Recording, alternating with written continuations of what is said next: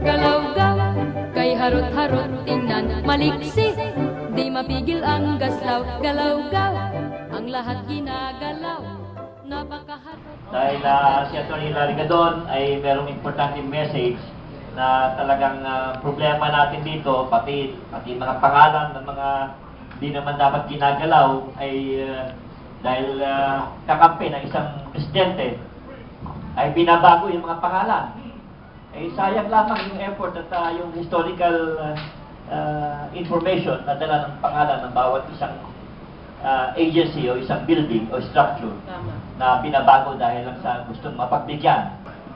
Ako ay naghain ng petition kasama ko ang aking ibang mga kaibigan na dapat na ibalik ang pangalan ng ating Premier Airport, International Airport, back to Manila International Airport. Yes. Sapagkat ito naman talagang pangalan ng airport na yan, magmula nang ito ay ginawa at magmula nang ito ay nakumpleto bilang International Airport noong 1961, sa panahon ni Presidente Diosdado Macapagal. Ang pangalan talaga nito ay Manila International Airport sapagkat yan ang nag-identify sa ating bansa, na ang Manila is identified with the Philippines as its capital city. So,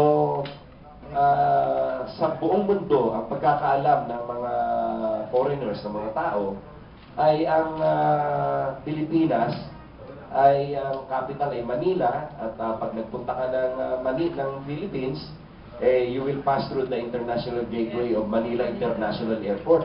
So, hindi ito dapat palitan dahil lang sa politika.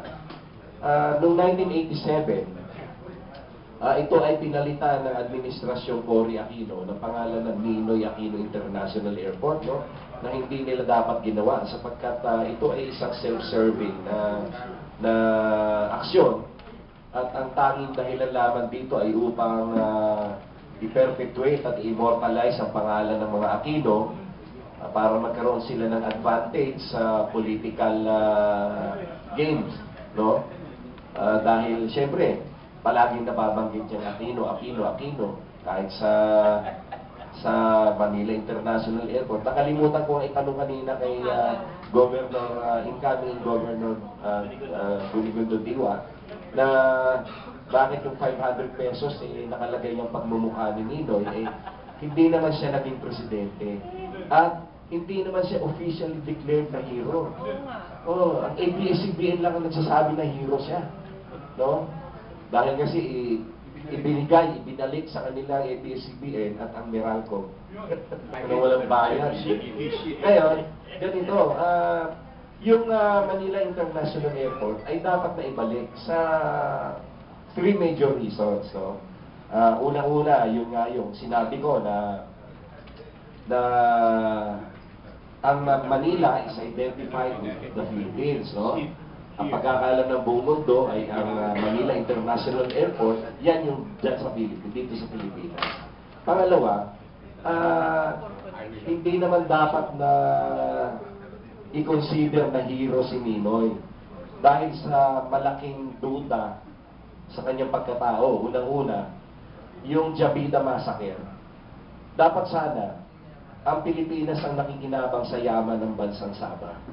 At yan naman ay atin talaga by historical facts, and until now, nagbabayad pa nga sila ng renta sa Sultan of Sulu. Pero nung ito ay plinano ni Presidente Marcos na bawiin, sa pamamagitan ng pagpapadala ng mga tauhan ng gobyerno, mga guro, para mag-establish ng school system doon, ng mga sundalo upang mag-establish ng peace and order doon, nag-invento si Ninoy ng isang kasinungalingan, yung Jabida Massacre, upang masawata lamang ang plano ni Presidente Marcos. Ang selfish reason lamang ni Ninoy noon ay wag lang maging matagumpay si Presidente Marcos at ang administrasyon nito, at wag lang siyang maging gwapo, sa paningin ng mga tao. Dahil doon sa kanyang selfish reason, ipinagkanuno niya ang kinabukasan ng bansang Pilipinas. Oh. Pangalawa, si Ninoy ang nag-facilitate ng meeting ni Bernabe Buscaino at ni Joma Sison upang maitatag ang New People's Army na naging dahilan ng isang malaking sigalot sa ating bansa. Bilyong-bilyong piso ang nawala dahil sa gyera na yan, na sana ay napunta na lang sa infrastructure and development na nagastos dyan. At nagpatayan ang sariling magkakapatid na mga Pilipino, kapwa sa Pilipino. Dahil lamang dyan sa baling paglalason ng isip ng mga tao na kagagawa ni Ninoy, ni Joma, ni Bernabe Buscaino. Yung paglalason nila sa isip ng mga tao, yan ang naging isang malaking dagok sa atin. Until now, napakalaking issue yung divisiveness na yan, na ang may sandi si Ninoy. Pangatlo, bakit wala siya noong Plaza Miranda meeting de avance ng Liberal Party noong 1971, na kung saan ay 2 granada ang pinasabog ni Joma? Bakit siya lamang wala ron? Samantala siya yung Secretary General ng Liberal Party at siya yung pinakasikat na kandidato. Kasi pala, nabigyan na siya ng warning at natuwa naman siya dahil sa mai-eliminate yung internal competition sa kanilang party. Dahil siya kasi yung pinakabatang member ng Liberal Party. Maraming mga bigwigs doon like Cubito Salonga, Eva Calao, Ambrosio Padilla. So, bago siya ma-draft as candidate for president, maghihintay muna siya ng alikabok. Kaya mas okay sa kanya kung ma-eliminate yung mga yung internal competitors niya. No? Kaya napakasama ng katauhan na iniwan ni Ninoy. Kaya hindi siya dapat tawaging hero. In fact, siya ay nahatulan ng kamatayan sa pagiging traidor sa bansa dahil doon sa kanyang involvement sa CPT-NPA, no? Kaya hindi siya dapat tawaging hero. Nagkataon lamang na nagkaroon ng twist ang history dahil doon sa EDSA Revolution na actually was a coup d'etat na kaya na lumutang yung pangalang Aquino. Kaya dapat yan ay ang kanyang unang-una itong Manila International Airport ay dapat na ibalik sa dating pangalan. Hindi naman tayo nag-iimbento ng iba kundi ibabalik natin sa tamang pangalan. No? At ang mahirapan yan, sinadya nila itong gawin itong Manila International Airport, yung 500 pesos. Isipin nyo nga lang, yung Rizal Memorial Stadium, pinalitan ng Ninoy Aquino Sports Stadium. Sino ba naman itong si Ninoy kumpara mo kay Rizal? Diba? Sino ba? Wildlife yan, wildlife. Pati itong, alam mo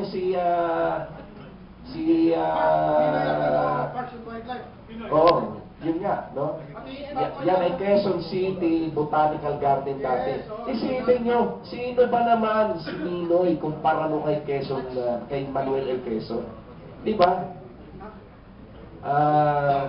Sinadya nila yan upang i-indoctrinate ang mga tao, i-brainwash, lokohin na si Ninoy ay bayani.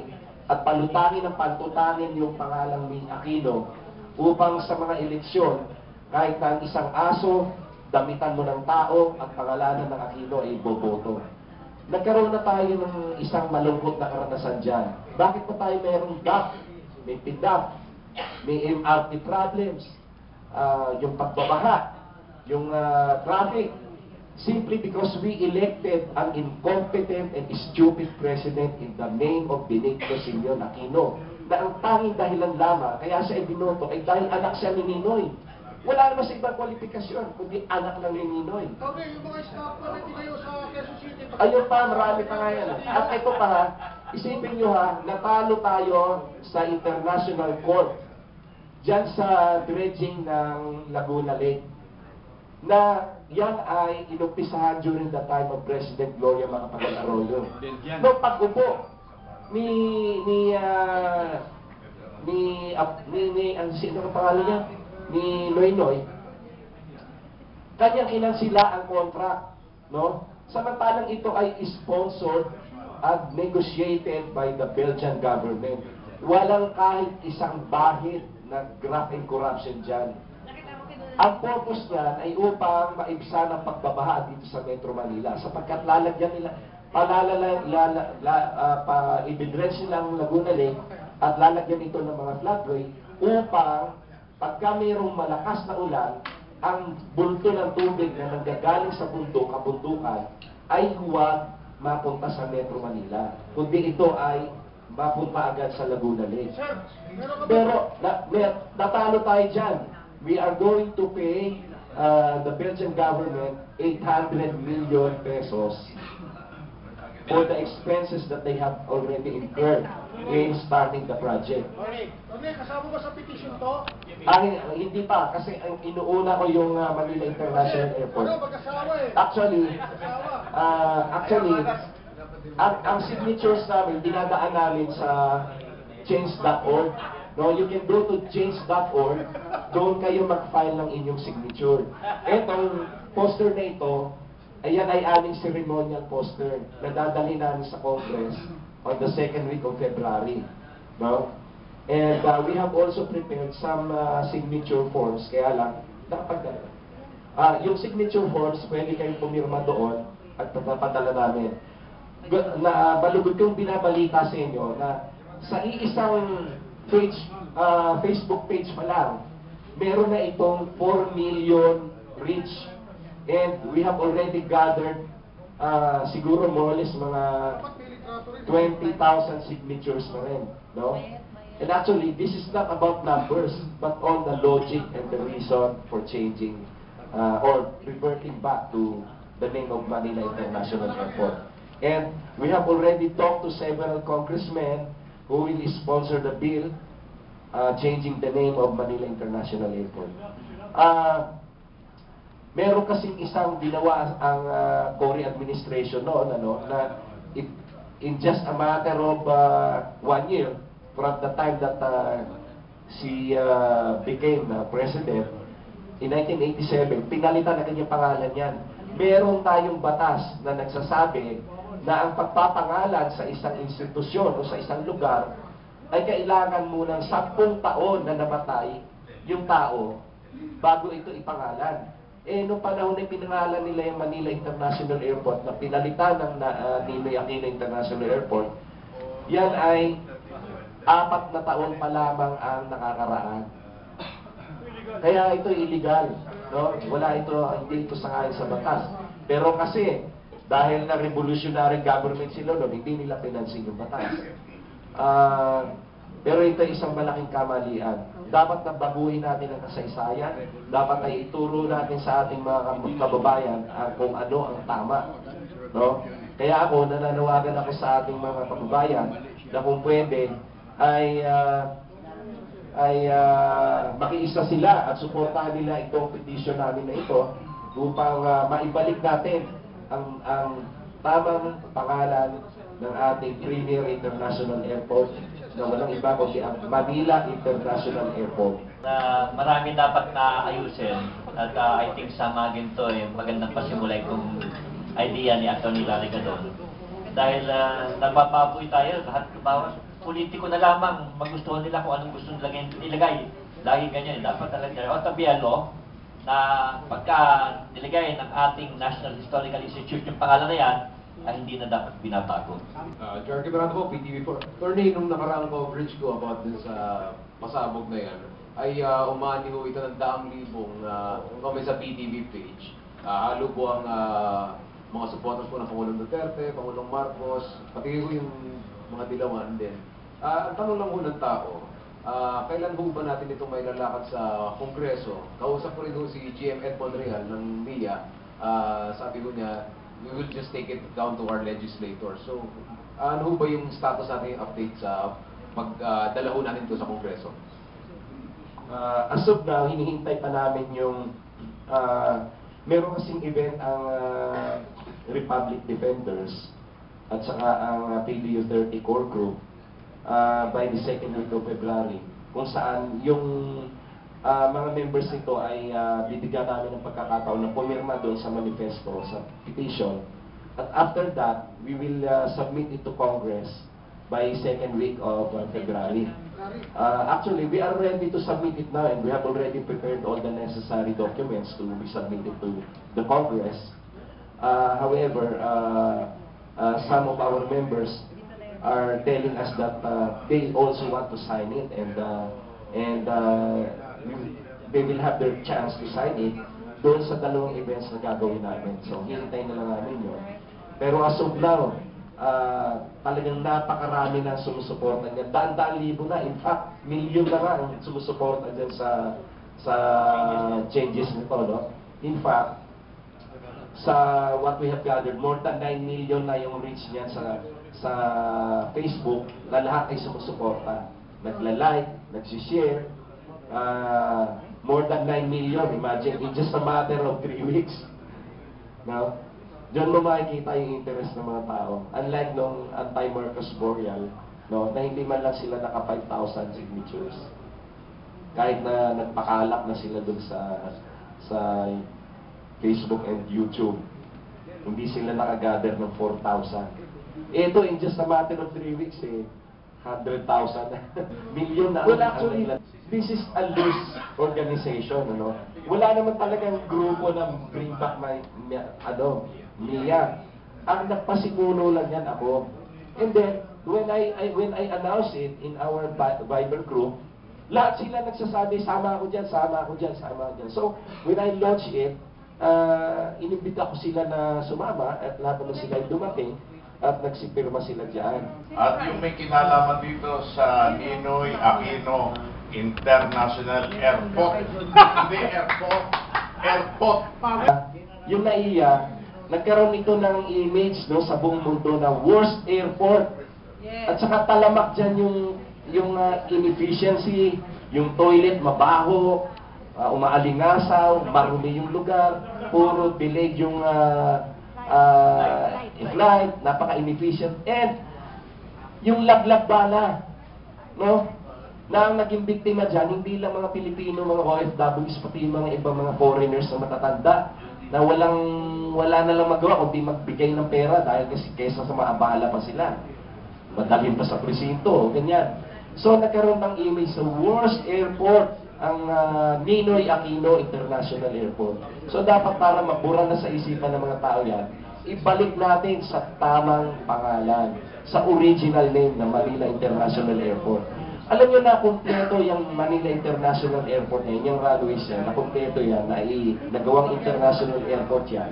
When it was turned over by the Americans to the government, that was in 1948, naging international ang clarification nito nung makumpleto yung mga runways yan, yung mga facilities yan, during the time of President Diosdado Macapagal. Pero siya mismo hindi niya inattempt na palitan ng pangalan niya dahil kasi yan ay nag-identify sa ating bansa, ang Manila. Kaya hindi niya inattempt na palitan niya ng sarili ng pangalan. No? At lahat ng mga airports dito sa atin, nakapangalan sa lugar, no? Cebu International Airport, Mactan International Airport, Davao International Airport, yung Subic International Airport. Walang dahilan para ito ay pangalanan ng Ninoy Aquino. No? Ang lalahanin natin na si Ninoy ang sanhi ng divisiveness sa atin. Magkakapatid na Pilipino nagpapatayan dahil yun sa maling ideolohiya na isinasaksak niya sa isip ng mga tao. No? Kaya siya isang traidor sa bayan, enemy of the state, hindi siya dapat tawaging hero. No? Kaya samahan niyo ako, suportahan niyo ako, ibalik natin ang Manila International Airport. Ibalik natin! Yung freshwater, nabanggit nyo kanina yung Laguna de Bay. Several 100 years ago, may isang atomic element na present sa mga freshwater. Ano, bakit Belgian government ang involved sa pag-dredging ng Laguna de Bay sa Paris? Unang-una, yung company na yun sa Belgium, yung talaga ang kinikonsider na expert in dredging. Hindi lang naman sa Pilipinas sila nagtatrabaho ng ganyang klaseng project. Halos sa buong mundo, kung merong dredging requirements, sila yung tinatawag. Ngayon, since ang Belgian government is trying to become more helpful to us, more friendly, sila yung nag-negotiate ng contract na yan, and they even donated 7 billion pesos just to augment the budget that we're going to come up para lang matuloy. Isipin mo, binigyan pa tayo 7 billion. Netherlands government na involved din dyan. Hindi ko alam kung ang Netherlands government ay na-involved dyan. Yung sinasabi mo naman yung atomic, wala sigurong kinalaman yan. Dahil ang talagang reason kung bakit na gusto nilang gawin yung project na yun is to alleviate yung flooding dito sa Metro Manila. In fact, nung panahon ni Presidente Marcos, nagkaroon din ng similar project na ganyan, yung floodway, no? Na lalagyan sana ng daanan ang tubig, ang daloy ng tubig, magmula sa kabundukan ng Antipolo, San Mateo, Marikina, going to Pasig. Yun, kaya nga meron ng Pasig floodway. Ang tuloy-tuloy sana is up to Parañaque, pero itinigil din ito ng Cory. No? Kaya kung tutuusin mo, itong mga Aquino sila yung mga salot sa bayan.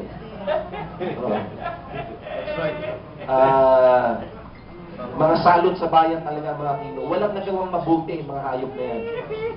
Unang-una, si Ninoy, sinabi ko na, pinag-away niya ang mga kapwa Pilipino, patayan bawat Pilipino dahil sa NPA and gano'n na yan.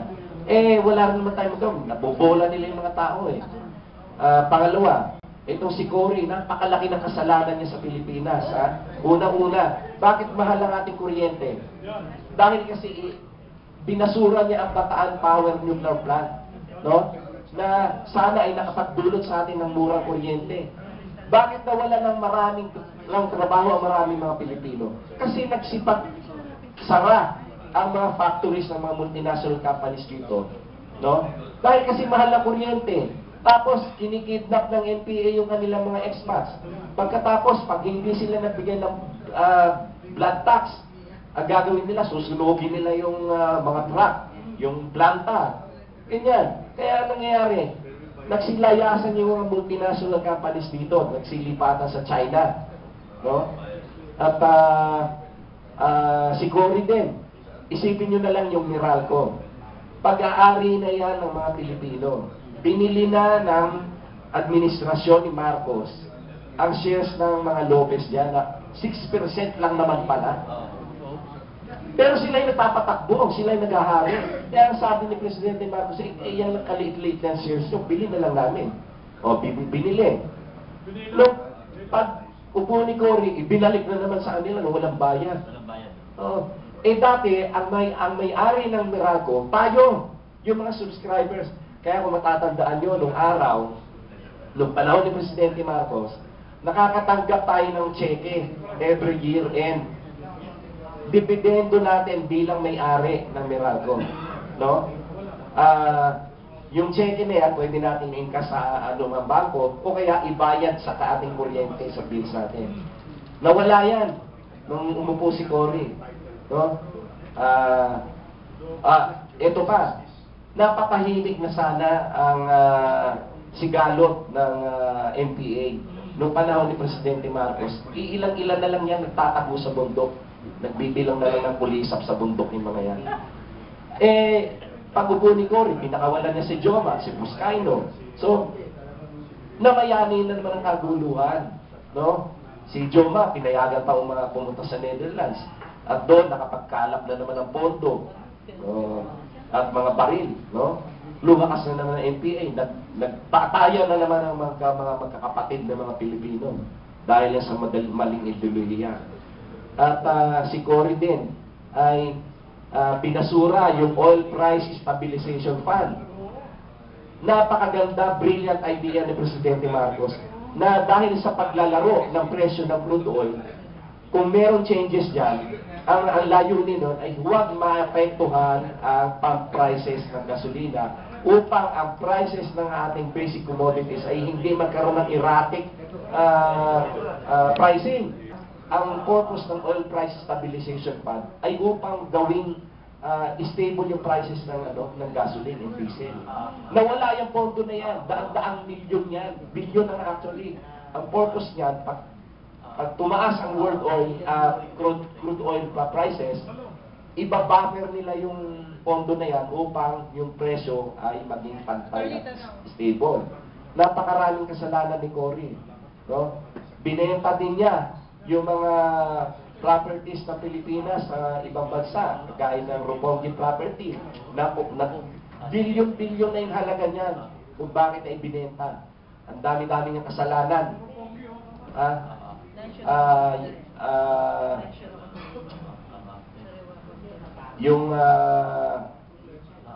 Ano pa nga ba ibang kasalanan ni Cory? Sa dami niyan, hindi ko na halos mabangkit. Kaya hindi dapat tinatawag na santa yan, madyongera na yan. Walang ginawa yan ng presidente siya kundi mag-madyong at mag-manicure. Si Cory din pala nag-institutionalize ng PIDA. Inumpisahan yan during her time para ma-bribe niya yung mga congressman at para lahat ng pabor makuha niya. Yan. Doon nag-start yung PIDA during the time of Cory. Si Noynoy naman, anong kasalanan? Nako, isang katerba, diba? Yung DAP, no? Yung missing Malampaya funds, 100 billion na. No? Siguro 135 billion yung nawawala. No? Yung pagsira sa ating demokrasya, no? Nung giniba nila si Chief Justice Corona, nang wala naman kasalanan, kundi yung salin lang. Si Presidente Gloria Macapagal-Arroyo, pinakulong niya nang walang kasalanan. Oh. Yung Saba, no? Yung tumahimik siya dyan sa issue ng Saba at pinabayaan ng mga matay yung mga kapatid natin mga Muslim. No? Yung Mama Sapano, no? Na dahil lamang sa kagustuhan niya na wag maantala yung BBL at saka yung siguro yung dahil doon sa issue ng reward. No? Napakarami niya kasalanan. Kaya hindi dapat na sinasanto yung mga pangalan ng mga Aquino na yan. Dapat iwaksin natin sa isip ng mga sila ay enemy of the state, mga salot sa bayan. No? Sa palagay niyo ba, Tony, yun kung inyong ibig mangyari sa mailipat muli sa Manila International Airport. Iba't-iba pa ang mga issues na may kinalaman kay Aquino. Sa tingin mo ba ninyo na makikaisa ninyo ang ating current President, Digo, sa bagay nito? Kasi alam naman natin lahat, mukhang hindi sila in good terms ng mga Aquino at ng Presidente Duterte. At malinaw rin sa atin na mukhang mas maganda relasyon ng pamilya Marcos at ng ating Presidente Duterte. Kaya po ba itong panahon na para maibalik po muli ang mga original katulad ng Manila International Airport? Alam nyo, although ako ay isang Marcos loyalist, itong issue ng bring back Manila International Airport, wala itong kinalaman nila Marcos. Wala akong nga binabanggit dito anything about Marcos, kundi yung logic na talaga yung reason. No? Walang isang tabi natin yung politika dito. Walang kinalaman dito yung politika, kundi yung palagalang hangarin natin na maitama yung kasaysayan. No? Wala dito kinalaman sila yung Marcos. Walang kinalaman yung Marcos issue dito. And I'm sure na kapag ka na-draft na itong bill na ito at maipasa sa Kongreso, ito ay siguradong aaprubahan ni Presidente Duterte. Dahil I'm sure na ang magiging reason niya dito, makikita nila sa Facebook yung suporta ng tao dito. Talagang grabe. Hindi namin akalain na ganyan na magiging suporta ng mga tao. Kayo mismo, tingnan nyo doon sa Facebook page ng Boses OFW, ng kay Kitty Duterte mismo. Dahil siya mismo sumusuporta dyan. Nagulat kaya ako, pinost niya yung aking petition And 100,000 na rin ngayon yung sumusuporta, no? Sa page pa lang ni Kitty, no? Bukod pa dyan yung napakarami pang mga groups na sumusuporta. Attorney Gadon, I'm proud na naging isa ka sa pinakamatalino at mapagkakatiwalaang abogado na nanggaling kay Attorney Raul Gonzales, no? I'm so proud of you. Alam niyo po, kamakailan lamang, pero binura ko na lang, sir, meron mong nag-text sa akin hinggil sa yung parang tinakot ako na anytime yung kaibigan mo, mawawala yan. Medyo natakot ako. Meron ba kayo natatanggap ng mga ganong banta? Kasi nagtataka lang ako, attorney, bakit ako yung tinext? Curious lang, baka meron ba kayong kaaway? Kasi hindi ko rin naman gusto na may mangyari sa inyo. Wala, umiintindihin niya. Kung sa totoo lang kung sa threat lang napakarami kong threat dati. Saiwan lang yan. Saiwan lang yan. In fact, nung ako ay na-interview ng ABC5 at saka ng GMA7, na kung saan nagsalita ako na yung mga nanggugulo dyan sa Mindanao, no? Gusto kong patayin lahat. Pero nagalit sa akin ng mga Muslim noon. In fact, pinadalan ako ng sulat ng One Bangsamoro Movement. Humihingi ng paliwanag doon sa aking sinabi. Kaya sabi ko sa kanila, panoorin nyo ng buo yung interview. Then, lumabas na sa interview na ako, makikiusap ako ng isa, pangalawa, pangatlong beses.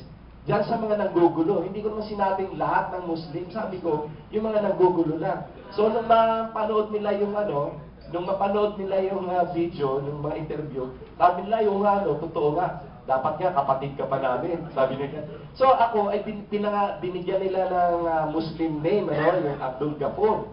And not only that, nagpalabas ang Imam Council of the Philippines ng isang fatwa ng kautusan na nagsasabi na iboto, ang unang-unang ibotong kandidato na senador ay si Attorney Larry Gadon. And because of that, nagkaroon ako ng 34,000 votes sa ARMM alone. Sa ARMM, isipin mo na hindi man lang anino ko hindi sumipot doon. Wala akong kakilala doon. Pero ang boto ko doon ay umabot ng 34,000. At sa Lanao, no, nagkaroon ako ng 12,000 votes. At ngayon, pag merong big event ang mga kapatid nating Muslim, ako ay talaga iniimbita nila. At nagpupunta ako doon. Sabi sa inyo, para akong artista, hindi maubos-ubos sa picture taking. Kaya yung mga threat na yan, hindi yan totoo. Kasi nakita nila... Sa ganang tindig by Etamar Robles, may katwiran si Attorney Larry Gadon sa mga pahayag niya tungkol sa pamilyang Aquino. At siya din ang nagtanong kay BSP Governor Diwa Ginigundo ng tungkol sa real estate property sa Pilipinas at iniugnay naman ni Gobernador sa ekonomiya ng Pilipinas. Ito ang maliwanag pa sa sikat ng araw na katotohanan na alam ng karamihang Pilipino. Pagbaba ni Ferdinand Marcos sa Malacanang, nagsimula na ang labanang Pulahan at Dilawan kasi iniluklok ng EDSA 1 si Cory Aquino na byuda ni Ninoy. Sa administrasyon ni Cory Aquino, nagsimula ang land grabbing at korupsyon sa pamamagitan ng ipinilabas niyang Presidential Memorandum sa Alabang Stock Farm. Si Cory ay produkto ng People Power One na pinamunuan ni FBR at Enrile. Sino ba ang madalas kasama ni Cory sa Malacanang? O kahit sa bahay nila? Sino ba ang nagsisilbing advisor niya pagdating sa politika, gayong plain housewife ang kinasanayan niyang buhay? Sa administrasyon naman ni FBR, ginawa ang titulo gamit ang SWO at ibinigay sa Muntinlupa City ang Barangay Alabang 1 linggo bago matapos ang kanyang termino. Sa administrasyon ni ERAP, sa kanya mismo narinig ang mga katagang hoodlums in robe. Sa administrasyon ni GMA, pinagtibay niya ang midnight deal ni FBR sa Muntinlupa City. Kaya ginaya niya sa pamamagitan ni Justice Corona na midnight hoodlum in robe appointee niya dahil sa 25-year kontratas ng mga Koreano sa Angat at Ipudam na pinangangalandakan ng putlang balat sa pagtataboy sa mga Pilipino na matagal nang naninirahan sa gilid ng dam. Papaano nga naman papalag ang mga Pinoy, lalo ang mga barangay doon, kung ang kontratang ipinakikita ng mga Koreano ay pirmado ng presidenteng GMA at mahistrado Corona ng bansa? Sa administrasyon ni Pinoy, Hinubaran niya ng robe ang justice gamit ang SALN. Ipinakulong si GMA. At si Pinoy din ang unang nagpakulong sa 3 malalaking isdang maituturing dahil sa senador na sila ng bansang Pilipinas. At sa administrasyon din niya naganap ang turnover ceremony ng Angat at Ipudam, kung saan noon pinabagsa ang 4 o higit pang poste ng Meralco upang paglapagan ng helicopter ni President Pinoy. At wala nang balak ibalik ng bagong may-ari ng dam ang mga poste ng ilaw. Sa administrasyon ni Digong, PI ang madalas na bukang bibig niya. Nasa katwiran ba siya sa kanyang pagmumura? Marahil, kasi sa panunungkulan niya, ang dami niyang lilinisin na resulta ng graft and corruption, drug addiction ng nagdaang 5 pangulo mula kay Ferdinand Marcos. Naway isama na rin niya ang tungkol sa land grabbing bilang ugat ng korupsyon. Sa ganang usapang kalikasan, totoong nagputa ang mga babae kaya sila nagbuntis. Nang sumigaw ng uha ang anak, kaya ang babaeng ito ay legal nang tinawag na ina. At ang pagdami ng tao sa mundo ay resulta ng PI na hindi na natin kailangang ipagsigawan dahil yan ay isang katotohanang hindi ipinaunawa sa atin ng mga relihiyon. May alam din kaya si President Digong sa ginawa ng ina at ng lagi nitong kasama kaya niya madalas binabanggit ang PI? Sa kasaysayan ng luntiang pulong ito, ang pagiging presidente ng mag-inang Aquino, hindi nila pinagplanuhan kasi hindi nila gusto. Tinangay lang sila ng malakas na agos sa ilog ng buhay na bahagi pa rin ng batas ng Kastila na nakapiring at sumpa ni Ferdinand Magellan na ikinapit niya sa espada niyang krus at inre papunta sa dalampasigan. At sa dalampasigan o tabing dagat, makikitang nagtatampisaw ang grupong pulahan at grupong dilawan. Samantalang kung titignan sa dako paroon ng karagatan at lalawakan lang ang abot ng paningin pati ang kaisipan, makikita ang kulay green, blue, indigo at violet na 4 sa 7 kulay ng bahaghari. Uulitin ko, ang kasaysayan ng luntiang pulong ito, 0, pananakop ng Kastila o Roman Empire. Ikinapit ni Ferdinand Magellan ang sumpa ng inre sa espada niyang krus at naging saligang batas galing sa Kastila ang Lady Justice na nakapiring kaya tinawag na Pilipinas. Ito ang panahon ng himagsikan o labanang pisikal. Ang pang-10 presidente ay si Ferdinand Emmanuel Edralin Marcos na nakita ang alpha omega na buhay ng mga Pilipino sa dako paroon pagdating ng panahon. Kaya niya itinatag ang H-word. Ang panahon ni Ferdinand Marcos ang alpha o simula ng basag sa sumpa ni Ferdinand Magellan. Ang 5 sumunod na mga presidente ay pinagalaw pa rin ng mga taga-ibang bansa. Kaya tayo-tayong mga Pilipino ang nagpapatayan dahil sa batas ng Pilipinas na nakapiring. At sa kasalukuyan, Presidente Digong bilang nag-aral sa batas ng Kastila ay nasa bahaging gitna, H, na naglilinis sa kalat at bunga ng tagisan ng pulahan at dilawan. Matapos kaya niya ang paglilinis sa gitnang bahagi upang pagsapit ng omega, magsimula ng mapagana at magliwanag ang kaisipan ng mga tao at matutunan na ang pagtindig sa gitna. Matagal nang ibinaba ng 2 may hawak ng mundo nating ginagalawan ang katuroang ito na magbubuklod sa lahat ng tao na nilikha nila na kanilang kawangis. May kasabihan nga, kumatok ka at ikay pagbubuksan. Ako po si Mami Yet Robles, ang mami at babaeng lagalag. At ito ang aking balita, news, para sa kaalaman ng buong Pilipinas at buong mundo, North, East, West, South. Hanggang sa muli! At pakialam, galaw-gaw, kung tawagin siya'y ganyan, kang karot.